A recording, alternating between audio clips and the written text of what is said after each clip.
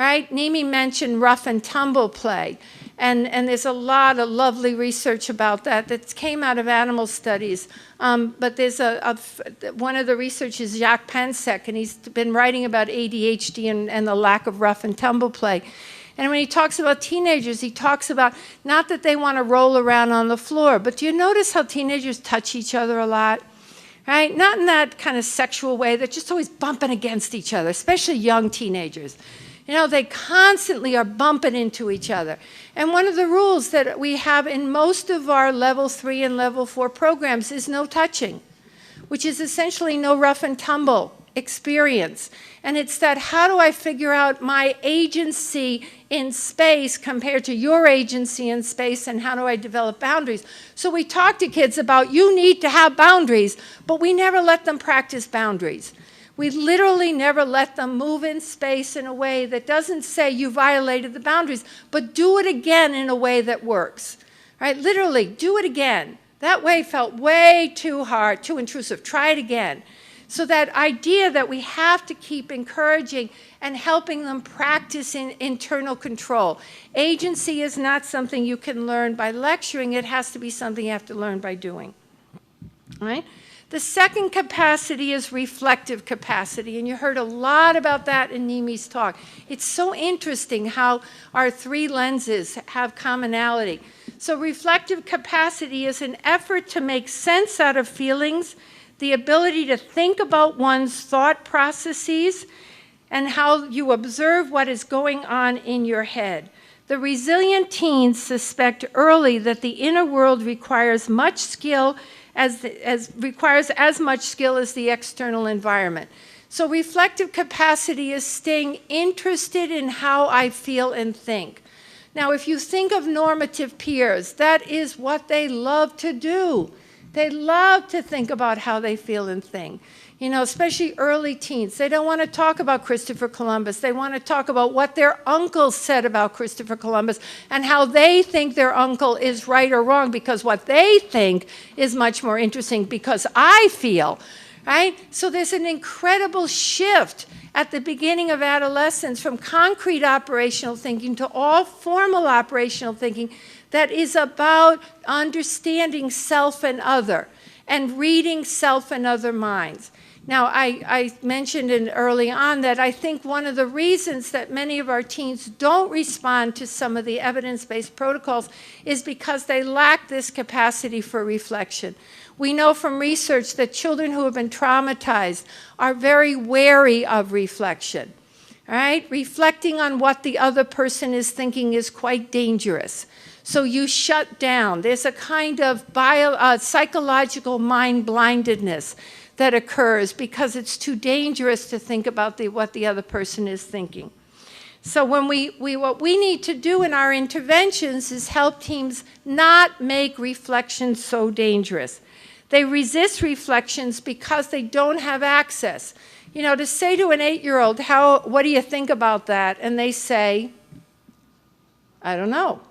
Right? To say to a 15-year-old, what do you think about that? And still to get, I don't know, is a signal that that capacity to start to look at your own thoughts and feelings are missing. This is especially true, you know, with teens. You see it not only when there's environmental traumas, but also when there's relational traumas or chemical traumas, when they've sort of so relied on pot or alcohol to alleviate distress that when you say, how are you feeling and what do you need, what are you thinking, what do you feel, and they say, I don't know. Right, so the way I support reflection, it's not a test. That's the first thing. Reflection is not a test. There's not a right or wrong answer. And I think a lot of teens have been battered into thinking that they have to give the right answer, right? Or they've been therapized enough that they've learned what they're supposed to say. So number one with teens, you got to convince them that you're not interested in what they think I want to say, but I'm interested in what you want to say. Reflection is learned by modeling. So a lot of times what I have to do with teens is I have to model this idea of my mind, your mind. And I literally will say to them, my mind is thinking right now. What is your mind thinking? My mind is really thinking about this feeling that I was having when you just said that. What is your mind thinking? Now, it's a little depersonalized, but it's a way of getting them to start recognizing that their mind has energy, it has life, and that they can access it in the safety of this engaging relationship because they can trust, and it takes a lot of patience to give them this trust, that you're not going to rush in and fix their thinking. You know, I think a lot of times with teenagers, especially those who are doing self-harming behaviors, oh, we want to fix it. Oh, we just want to tell them why they shouldn't smoke pot, or why they should go to bed, or why they shouldn't cut. And it takes a lot of patience to stay in the reflective mode and say, my mind is thinking, oh, that looks like a really bad cut. Ooh. Oh, it kind of makes me nervous even to look at it. What are you thinking when you look at that cut on your arm?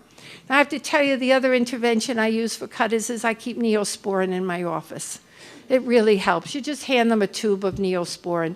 And while you try to get them to talk about it, you say, rub some Neosporin on this. It really will help. I don't want you to get an infection.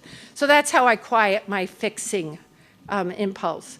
But that staying in that reflective ability to say, tell me, now you see I'm using a lot of thinking. I'm saying, what do you think? But I'm always meaning, what do you feel think? All right, what's the feeling with that thought? And I'll say, that's an interesting thought. So what's the feeling with that thought? Or are there a couple of feelings with that thought? And then they'll go mad. And I'll say, yeah, I get mad. I can see that on your face. Yeah. Anything else? And I try to get them to just keep going back in. This is how you get them to their narrative. Right? The narrative can't just start with facts. Many of us have had that experience. You know, when teens have been through multiple providers or multiple systems, they've told the story so many times that they tell it with the finesse, right? It's drained of emotion. So our job is to make it alive again, to get that energy back in. And that's how we use reflection. And again, I use a lot of modeling. Now, the last thing I do a lot with teens around reflection is I take their perspective first. And this always really rattles people, especially teachers, right? And sometimes parents, where they want the teen to take their perspective. They want the teen to see what has happened. They want the teen to see what his actions have done. And you can't take another person's perspective until you believe that your own has value. You just can't. Sense of self is my perspective matters. So with teens, especially those who feel very depressed or very oppressed, I have to take their perspective. Now, taking their perspective is, again, that trick where you say, or try to say what's going on in their mind. But of course, in the intervention, you want them to tell you what's going on in their mind. And you want to help them to give you their perspective and to take it with some respect and care so that it can exist as a shared experience. What we know about narrative and reflective capacity is the essential ingredient to manage a living narrative is that most of us learn how to narrate by having it shared first. We tell the story to another, and when the other values it, we take it back in as valuable. That's how we learn narrative. As human beings, we're highly dependent on each other. And so we tell the story in some way to another. So the shared narratives becomes that transitional space that allows the experience to be valued and real, and then taken back in as valued and real, but not absolute. If you want a teen to take someone else's perspective, you've got to value his first. Does that make sense? All right. So the third thing we want to think about is relationship interest. So this is going to get me into the heart of my thoughts. Resilient teens retain an interest in forming new relationships or reformatting old ones. And their skill in relationships grow over time. Relationship interest becomes one of the compelling engines that drive resilience. Now, when we talk about relationship interest, we know that we have to think about early experience, because we all learn how to relate in probably the first 2 years of our life. This is learning, and this is the attachment research, that again is not conscious, it's not deliberate, it's from hundreds and hundreds and hundreds of experiences of care. Attachment is not about love. Shatter. All those sweet books about I love you so much, it's not really the function of attachment. Love is a byproduct. Attachment is the human regulatory system. Attachment is where babies learn how to become regulated with care so that they can gradually move from dyadic regulation to self-regulation. And it's in that experience that children learn this is how relationships work. Now we know that for most children, these early experiences are successful enough that they expect connection, and they want connection, and they trust that connection can happen without too much impingement on their own exploration. So attachment and exploration go together. Now, when we talk about exploration, we're not just talking about exploration into the living room when mom's standing in the kitchen. We're also talking about exploration into my own mind, right? So exploration is the ability to be separate from you and to have my own thoughts and feelings different from you, but knowing that I can come back and make a connection. And knowing that connection is secure enough so that when I'm distressed, I can use it to regain my regulation. Now, what about the attachment insecure? So when we're working with teens, how do we tell what their early learning experiences are? How their early relationship experiences? How do we tell what they've learned in those early years of their life that are still being activated? We know that attachment is initiated in moments of distress, but we also know that attachment patterns are activated when the teen makes someone important. We don't treat everyone like an attachment partner, but we show evidence of what we learned about relationships when people become important. And we know that children who have had insecure attachments will often treat us in the same way that they treat their primary relationships that tell us something about their insecurity. An insecure attachment is always about a feeling that if I connect with you, I have to do something that's more about you than about me so that you'll stay with me. I have to do something for you that's more about your needs than my needs so that you'll stay with me. Now, we have some lovely work that's being used for adolescents gradually. We're looking at the adult attachment styles, and there's some moving down to help us understand what happens with insecure kids. And what we see is that insecure kids often come into relationships and they either become so preoccupied with it won't work that they can't engage in relationships, or they become so dismissive of it won't work that they don't engage in relationships. So they stay either maximizing or minimizing the possibilities of relationships. Now, we can feel that when we relate, when we really pay attention to not the content. Nimi talked about doing a careful history. And I'd like to suggest that in working with adolescents, you want to do a careful history, but you also want to do a careful assessment of what it's like to be with them in the room, right? To really pay attention to how they use you. Now, I use that word very intentionally, use you. I don't mean manipulate you. I mean how they relate to you in a way as a regulating partner, whether they look to you for help or whether they try to stay away from that expectation, whether they become excessively expecting of you to fix it or whether they don't let you do anything to fix it. I have found that the more I pay attention to my interactions with an adolescent early on, the more accurate I am in guessing what's going on with them in their other relationships. We talk about use of self. We can get so much information because they're coming into us disarmed, right? Half the time they don't want to be there. You always ask this question, do you want to come? They say no. You say, oh, too bad, but you're here anyway. Would you be willing to just spend a little bit of time? They say, okay. And they're there in that very disarmed way, and I think we can really access.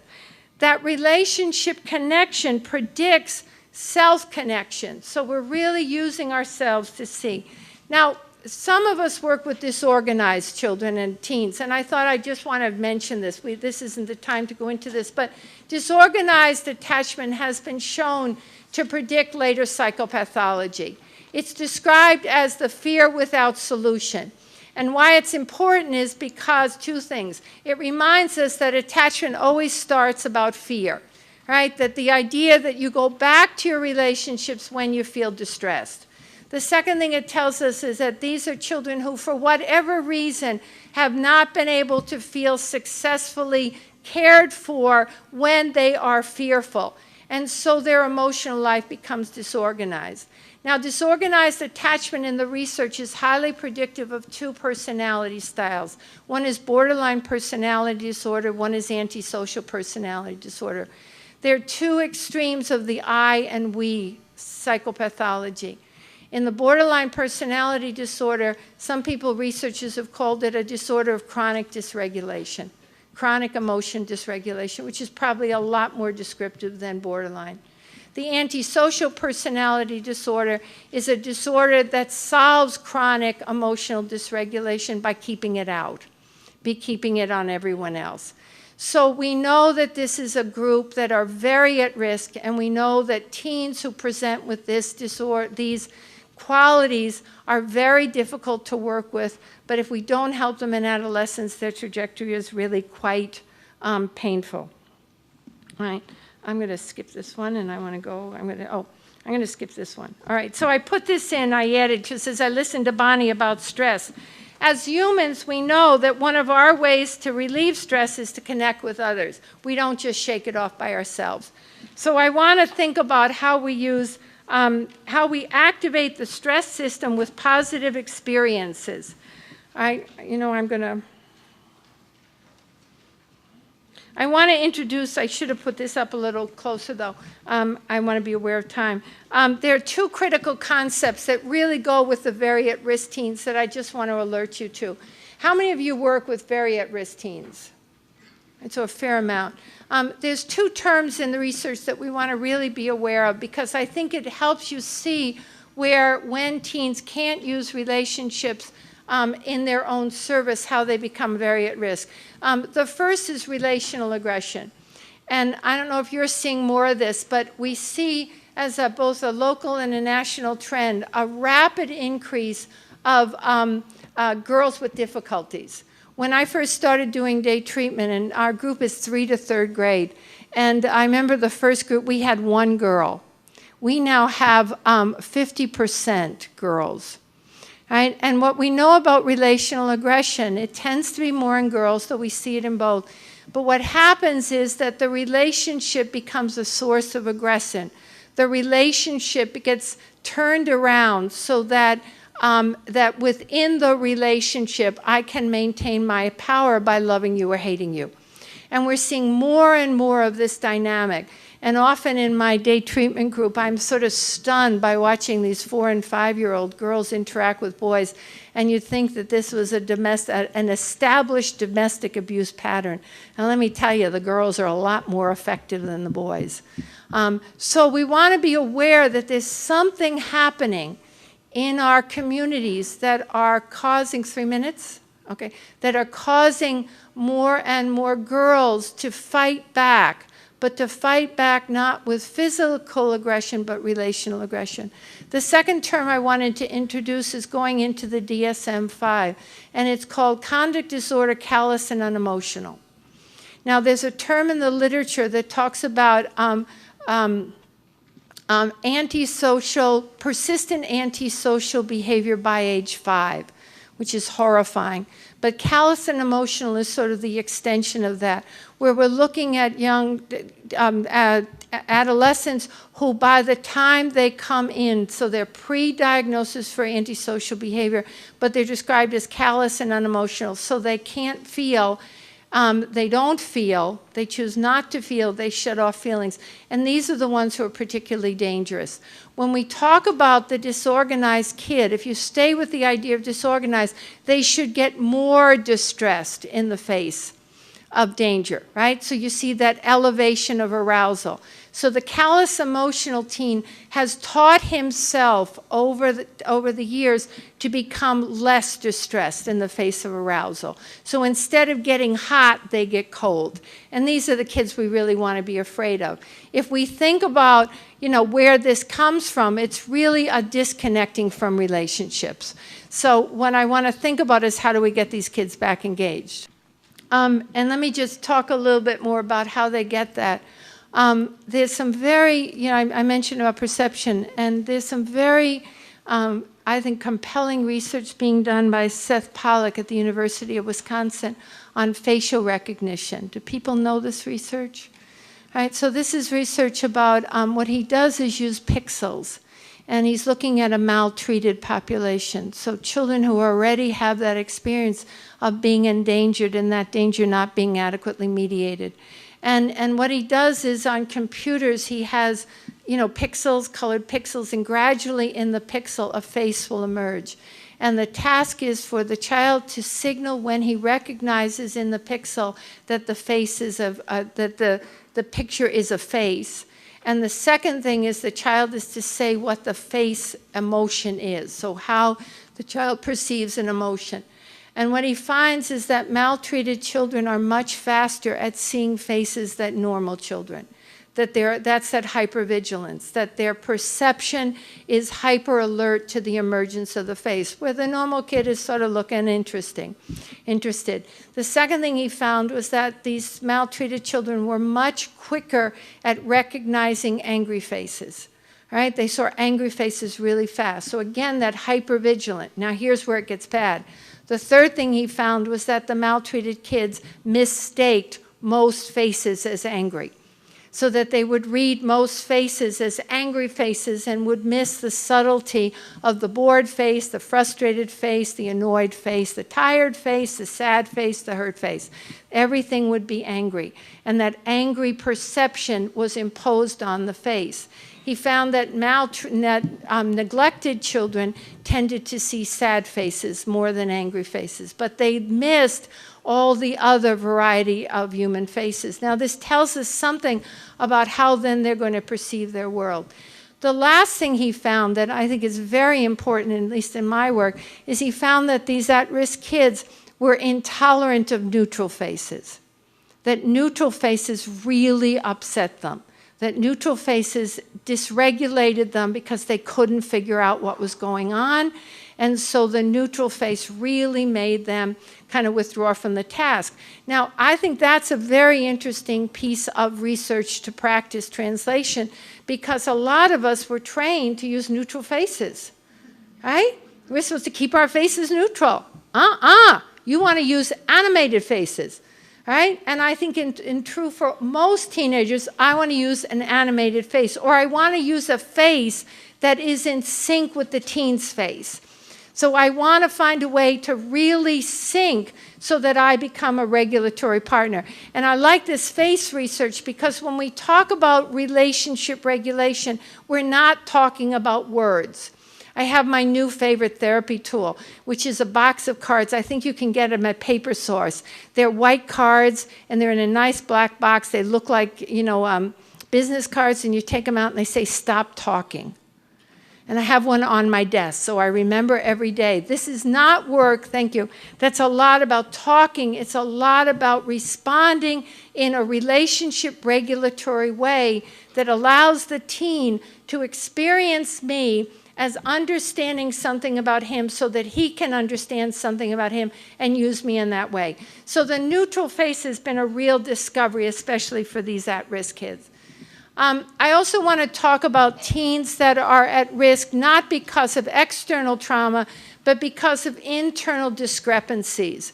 Nimi talked a lot, or Bonnie talked about a lot about teens who are depressed. And I don't know why, but I've been seeing a lot of teens who come to me with really pernicious depressions. And what I learn about them as I spend time with them is that their depressions are not just from a psychological collapse of self, but really are affected by their inability or difficulties with learning.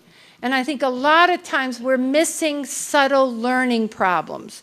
Now, we have tools that we didn't have years ago that can help us figure them out, but we're missing subtle learning problems where teens are often overachieving or overfunctioning to compensate for their difficulties or have discrepancies in functioning.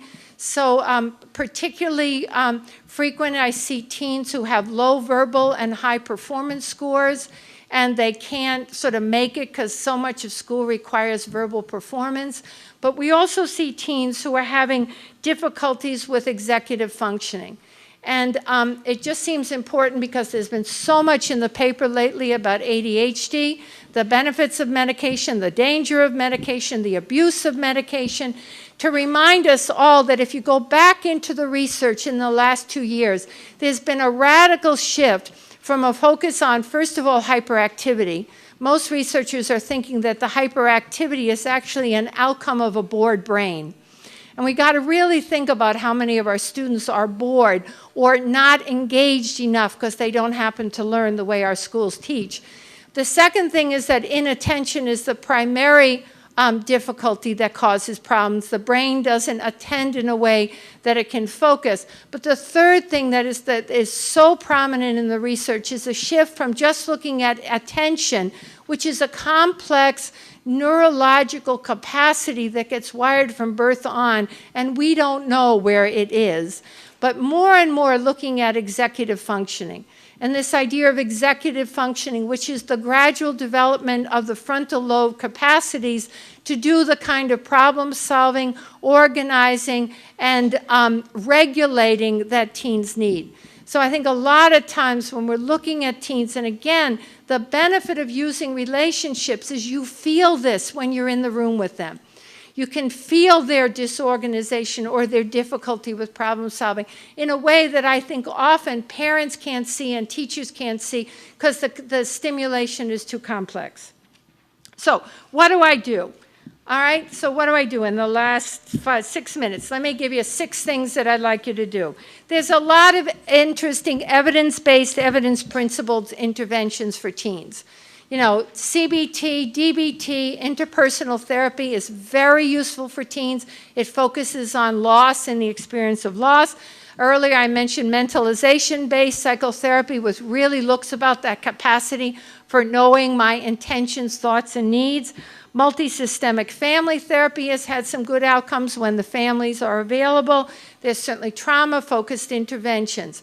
Many of these interventions are not available to all of us in our community, so you want to go in and look at the principles in the interventions.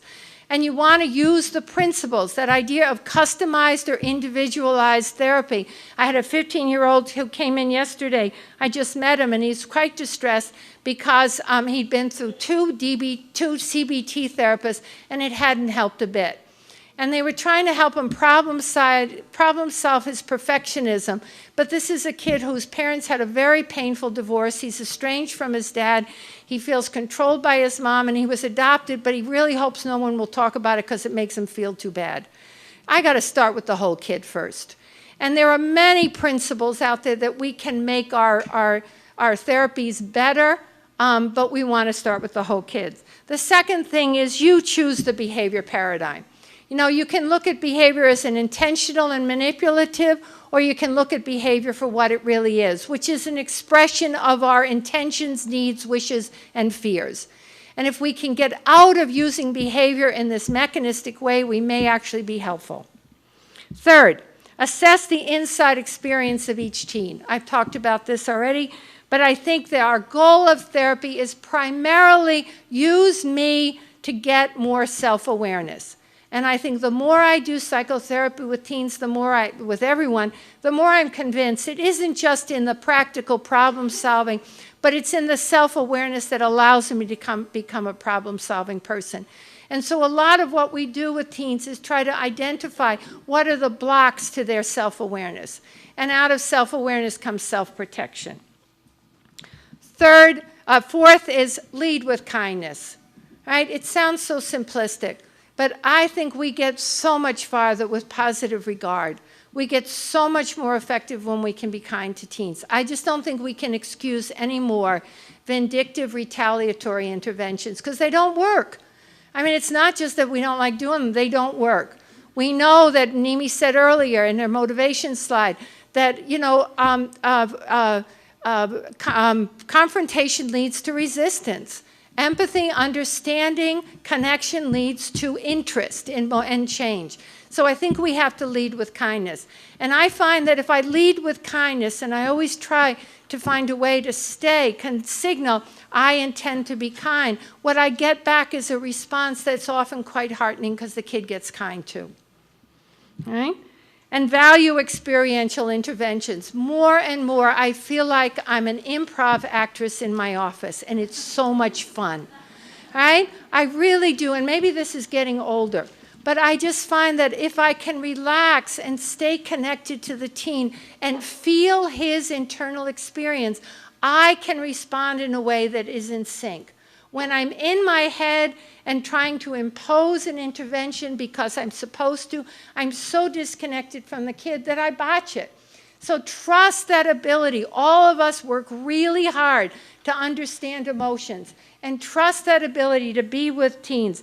Help them to remember to get limbic activation. Limbic activation is something as simple as, that is a really interesting idea that you just had.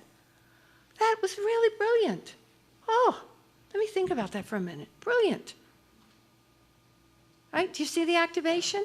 It turns on. Yeah, I could say, I think that was a very interesting idea that you just said, and I think it's really connected to blah, blah, blah, blah, blah. No limbic activation. Remember, new experiences and new learning. Every time the kid comes in, I want to create an experience. Remember, teens need surprise and activation. So I find myself really surprising them a lot, not surprising them in untoward ways, but again, using my body, using my gestures, using my face. This is not exhausting work. I've actually talked to someone from Dudley Riggs' Brave New Workshop about doing an improv class for a therapist. Wouldn't that be fun? Yeah, wouldn't that be fun? Because I think that's what they need. Remember not to lecture, and remember to help them feel alive. The fifth is individualized intervention planning. You know, not only does it need to be individualized to the child's distress, but also the teen's strengths.